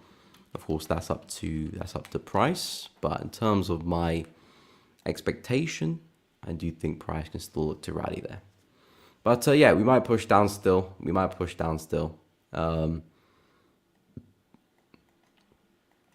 Again, with being a trader, it's not about predicting exactly what price is going to do, because again, that's very, very much impossible to do that on a consistent basis. What you can do is though, come up with a bias, which way the market is likely to push into, then come up with an area which you want to look to position yourself long or short to trade that bias. If you're bullish in the market, well, where do you want to enter? Where is a good place to enter the market? You find that place based on whatever confluence, based on whatever strategy, and then it's simply a waiting game for price to get there. And that's really trading in a nutshell to me.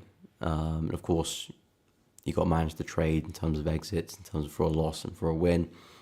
That's of course a vital part of trading too. But in terms of the analysis and the actual entering part of trading, it's about come up for bias, come up for area which you want to buy it from or sell it from, of course. We're back to waking up and buying the stock market. Yeah, I guess we're back to that climate as well. No problem, Emanuele. Happy to help. But yeah, I mean, when the market's in that kind of condition, Antonio, yeah, it's a good day for anyone who's doing the wake up and buy situation. But I feel like it is that situation, to be honest. I feel like it is that situation. Although the funny thing is, I can't remember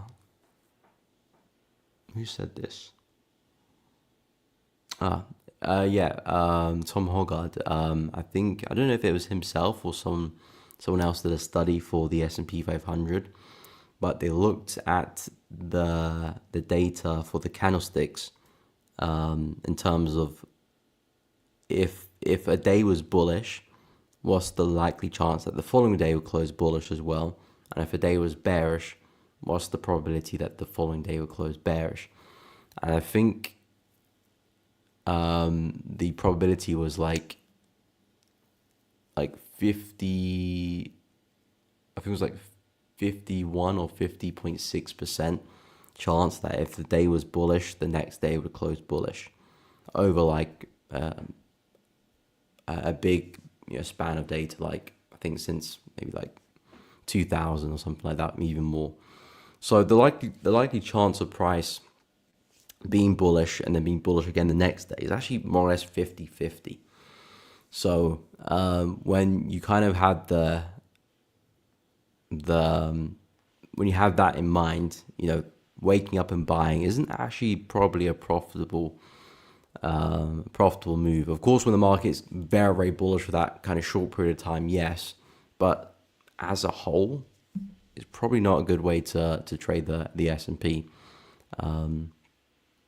because on average it's actually 50-50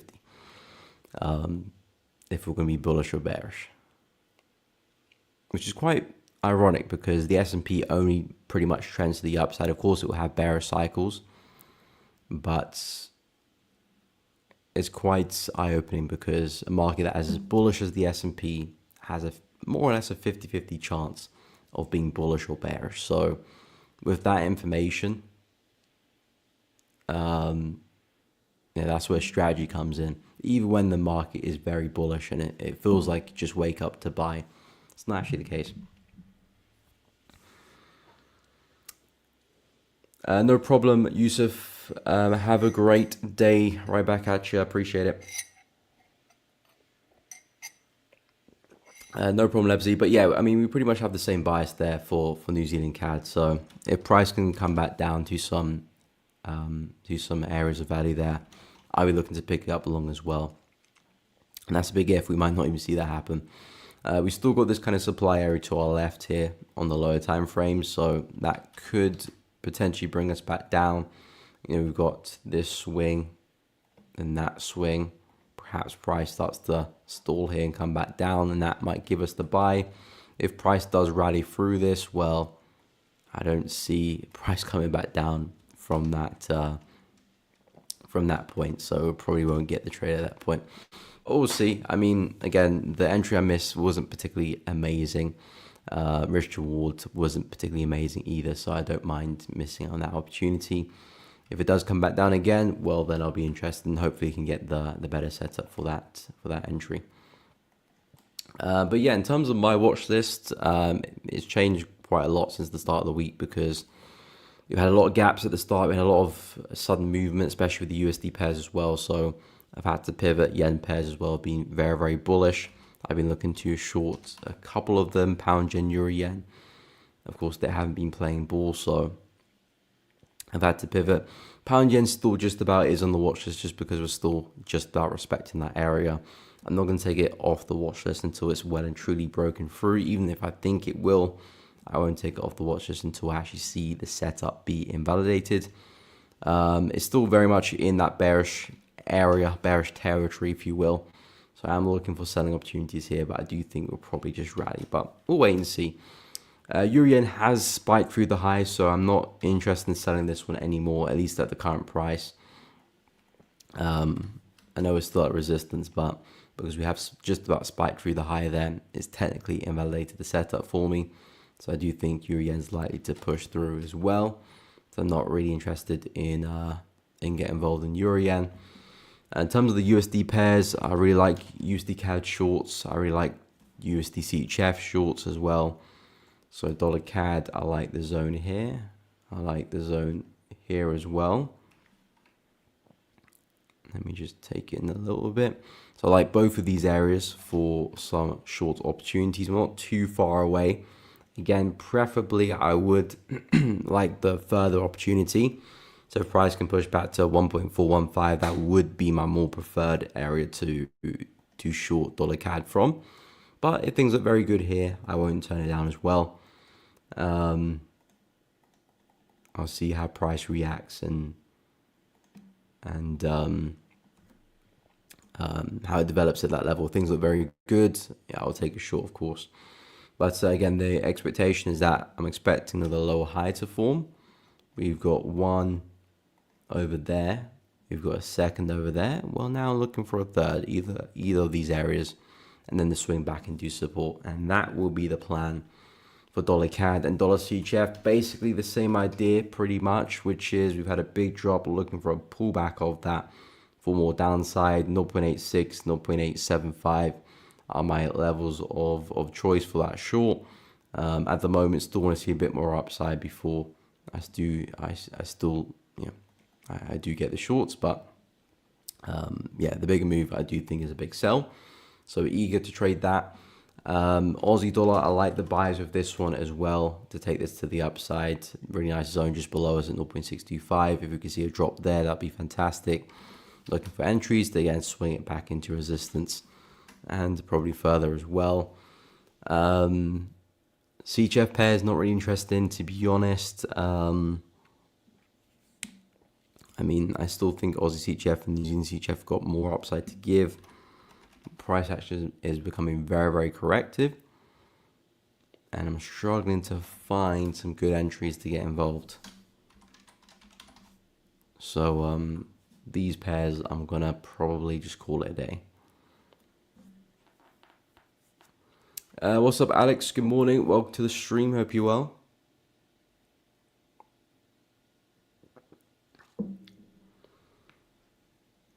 Can we take a look at oil? Of course. Yes, we will. ACK, thoughts on pound CHF? Yes, we'll take a look as well. We buy dips. Of course, Antonio. That's a much better way to look at it. You know, I think a great strategy for the S&P is buying times of fear, because you've literally got 100%, at least so far anyway, 100% recovery rate for the S&P. Every time we've had a dip from the high, prices always come back to the high. So that's powerful information, because no matter how low we go in the past, prices always recovered. Of course, there's time, you know, potentially could recover in a month, it could recover in 2 years, you know, that could happen as well.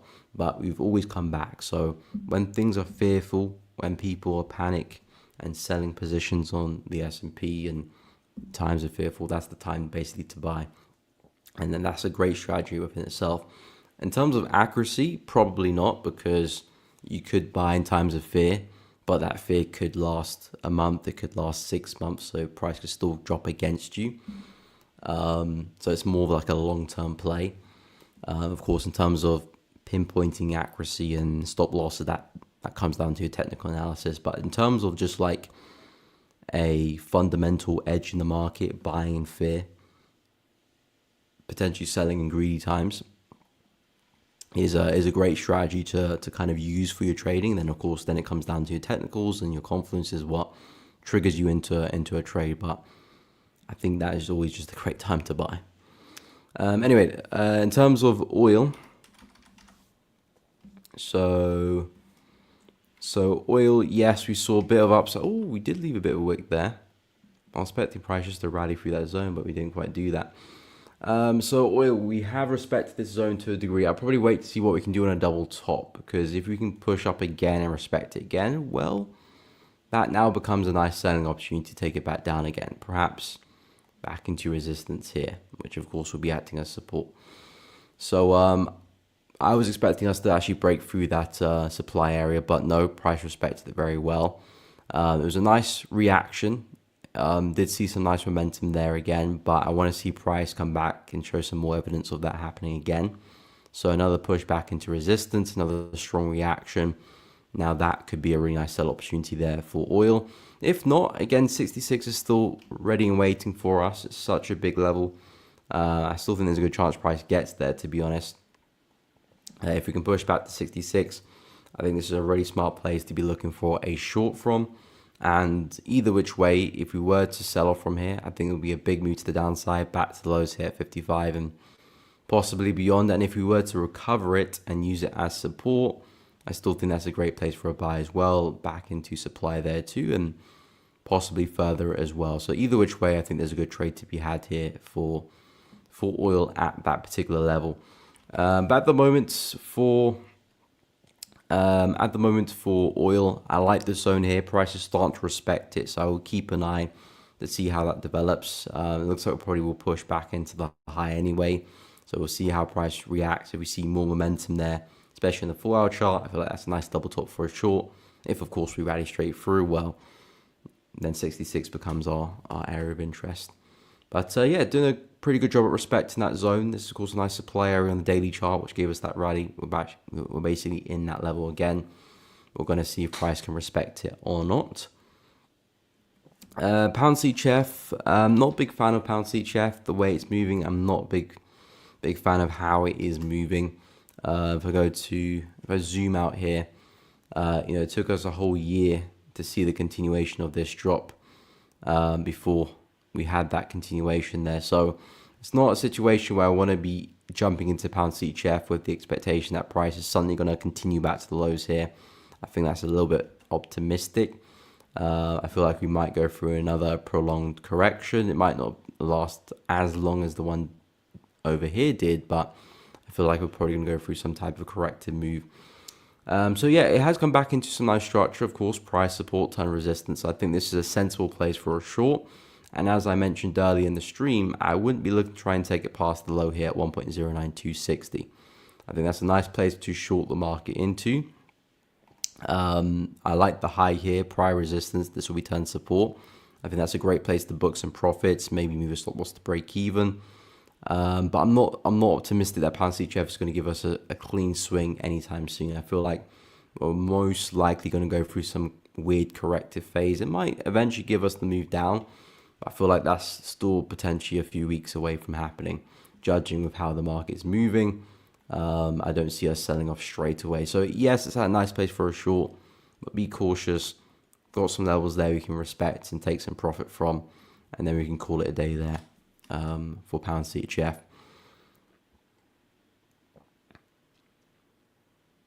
So yeah, that's my thoughts at the moment. In terms of Euro Aussie and pound Aussie, so Euro Aussie, I've been particularly bearish on, looking to short, but I don't feel like I'm going to get an opportunity with that one. This was the setup I had in the watch list last week, so I was looking for price to come back, revisit support there, revisit the trend line. There's some nice confluence there. Hopefully try and catch the next lower high, then swing it to the downside, because long term I think there's still a lot more downside for Euro Aussie. I do think we can come back and retest this support level here now. Of course, we had a massive break through that. I do think price now is likely to push back into that zone. Pound Aussie in a similar situation as well. Massive rally to the upside. I do feel like price is likely to come back into resistance. We also took out the COVID highs as well. We did that a while ago actually, but still I think the market's quite stretched now. So I do feel like now because of that, we can see pound Aussie have a bit of a drop here. So I do think there's more downside to be had, a push back into resistance. Even just a push back into this area is still quite far away. So in terms of a short opportunity, I would say if we can push back into resistance, that would be a nice place for an entry, because basically right now, pound Aussie is consolidating. This is to some degree a bit of a weird consolidation right now. So I wouldn't be trying to get entries in this area, but if we could rally back to resistance, well, that becomes a smart place for an entry. We're back at resistance, you can put a stop loss above the high, and you can look take some shorts off the back of that as well. So 2.03, I would suggest that would be a smart place to target, even just to push back into the lows. It doesn't have to be anything crazy. You got resistance there once, twice over there, and then we can push that back down into support there like that. I think that's a smart move to be had.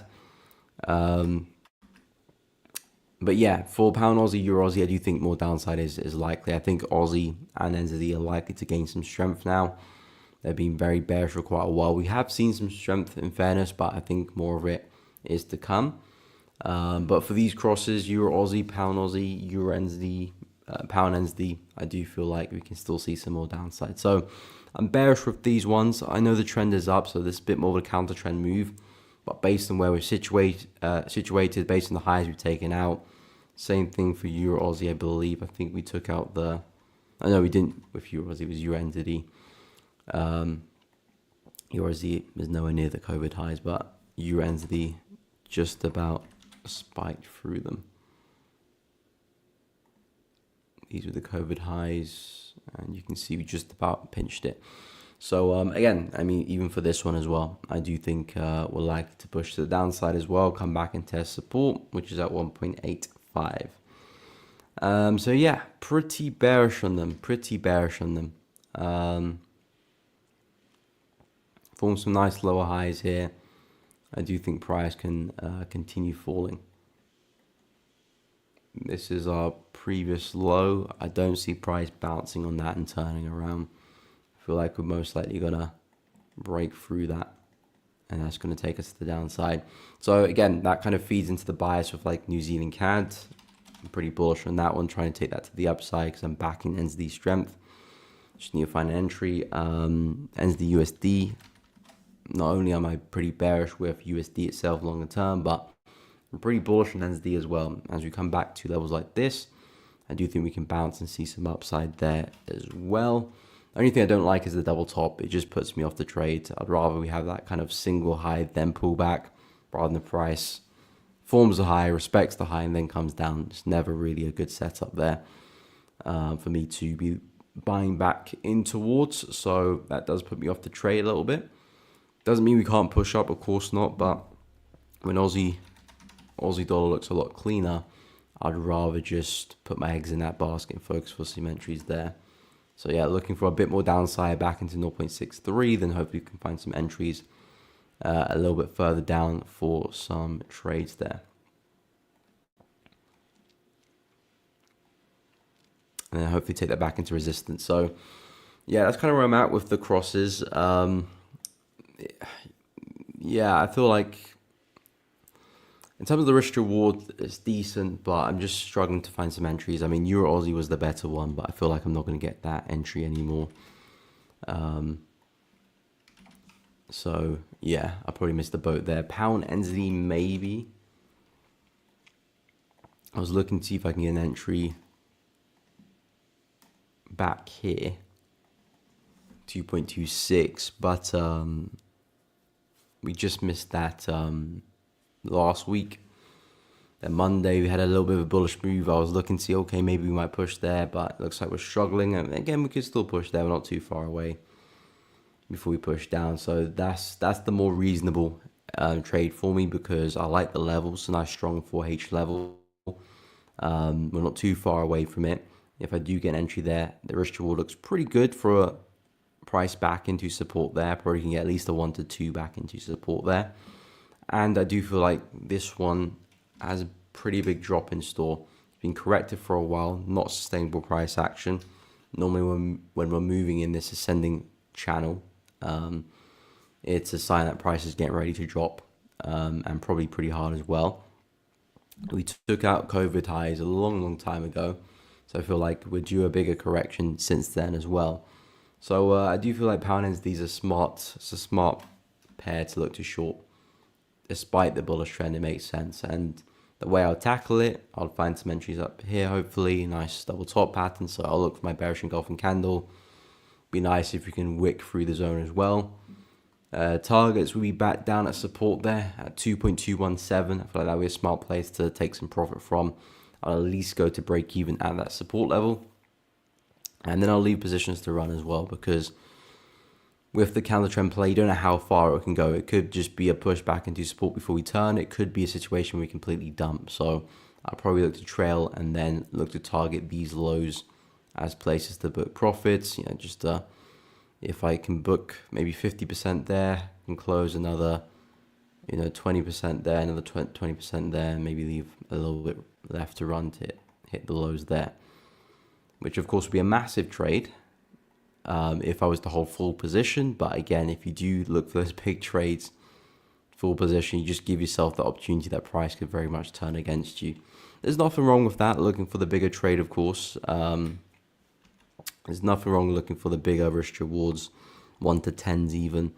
But you just got to be prepared that, okay, if I'm looking for a 1 to 10, a lot can happen between my entry and the target. So be prepared for some nice profit, and then that profit disappears. And be prepared for having a lower win rate, just because maths, if you're going to have a big risk reward, price has to go very far to your targets. Well, you're not going to expect to be winning every time. You know, you might catch some nice entries, price might rally in your favor, but will it keep going for 10x? That's a different question there. So your win rates, of course, can be a lot lower, but that's the idea. You can have a low win rate, but you'll be making up for that plus more with the big risk rewards. And you only need a few of them per year to make your year in trading as well. There are times where I look for big risk rewards, like potentially a 1 to 10 as well, but it'll be a few times within the year. No problem, Dima. Happy to help.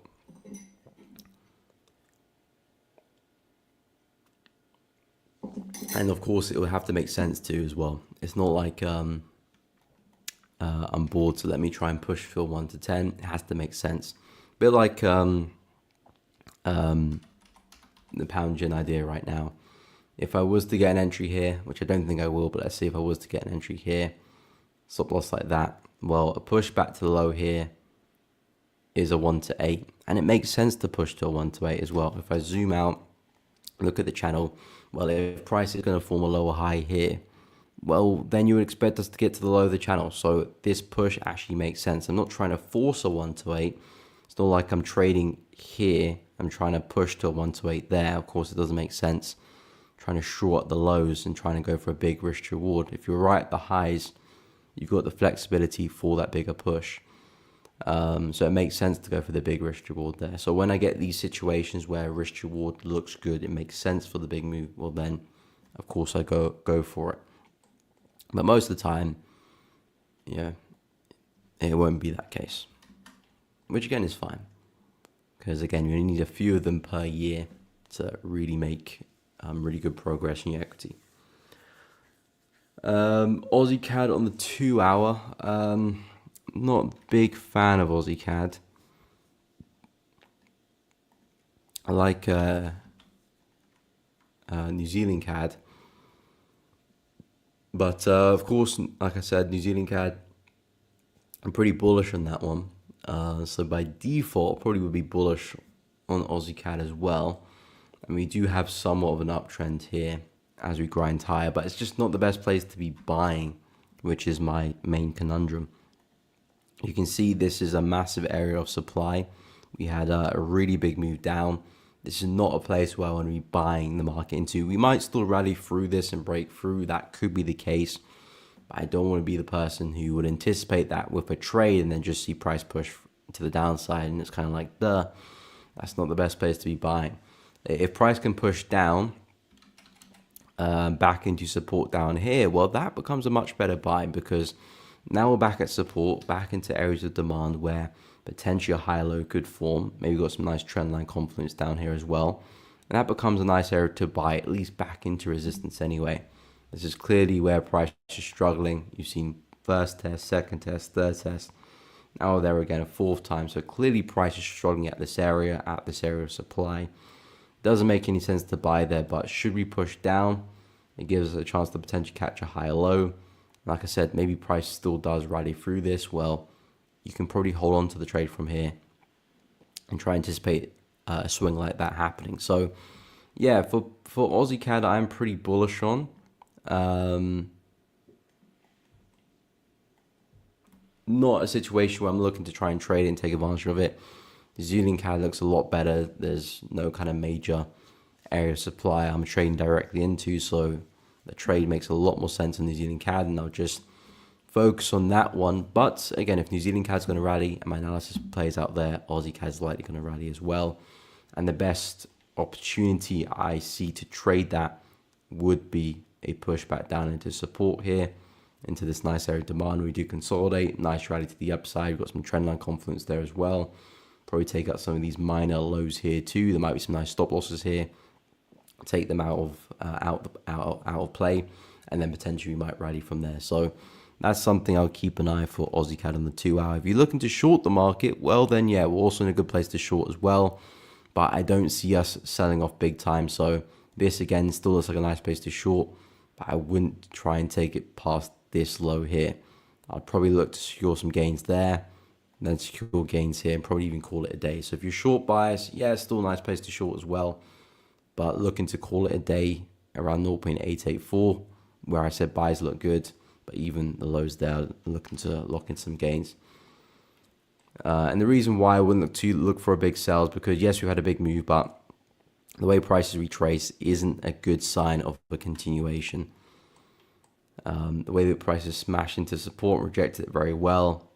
To me, this is like a market that's going to get ready for a pretty big push to the upside at some point. So Aussie CAD to me isn't something I would look to sell.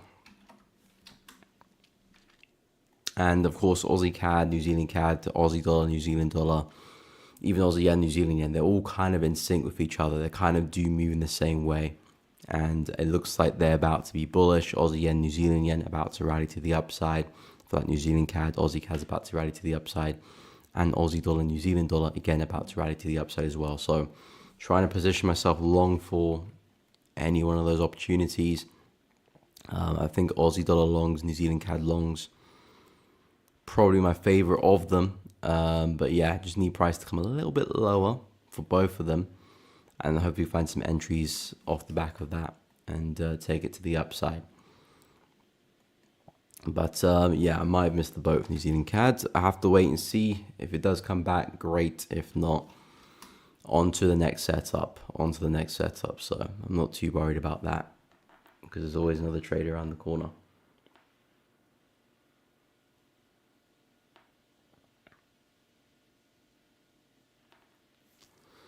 Warlords, please do Euro USD. Okay, so yeah, Euro, I am looking for some buys soon come with that one. At the moment though, I feel like short's the best bet. We're still seeing some really nice bearish structure, lower lows and lower highs. So I would expect more downside for now. I do think we can still see very much a big move to the upside. I think the bigger move for Euro is a big swing back to the highs and probably further as well. But I do think we can see some more downside here. We've had a lovely swing to the downside here. I'm looking for a correction, tap into this area, another low high, then again another drop. But as we approach that consolidation just below us, I feel like this is a very smart place for a long. Basically, I'm looking for this as an impulse, correction, then another big impulse to the upside there as well.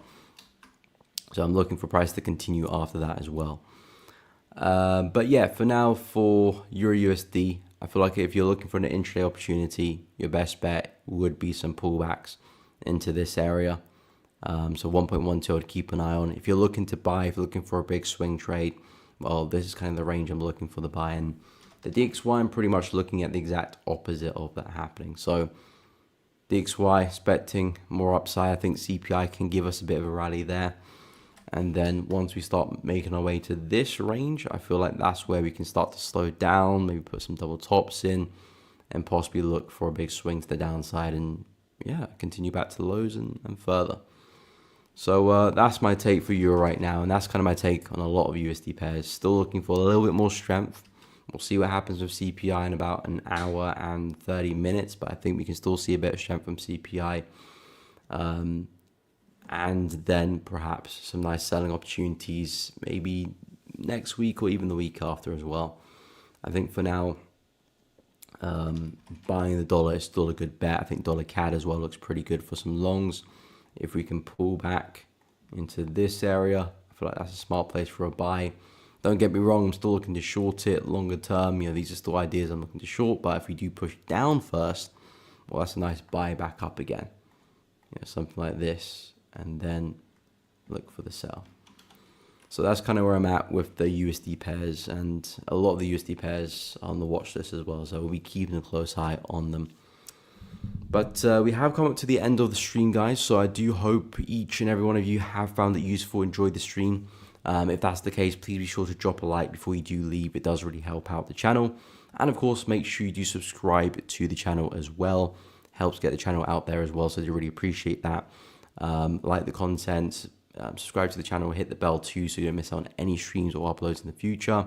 Check out the Discord channel to Elevating Traders. You can join the Discord, share ideas there which you're looking to perhaps take. I'm sharing ideas myself, setups I'm looking to trade myself, chat with other people, see what other people are looking to trade. So if you are looking to join the community, check it out. Links in the description and also at the top of the chat.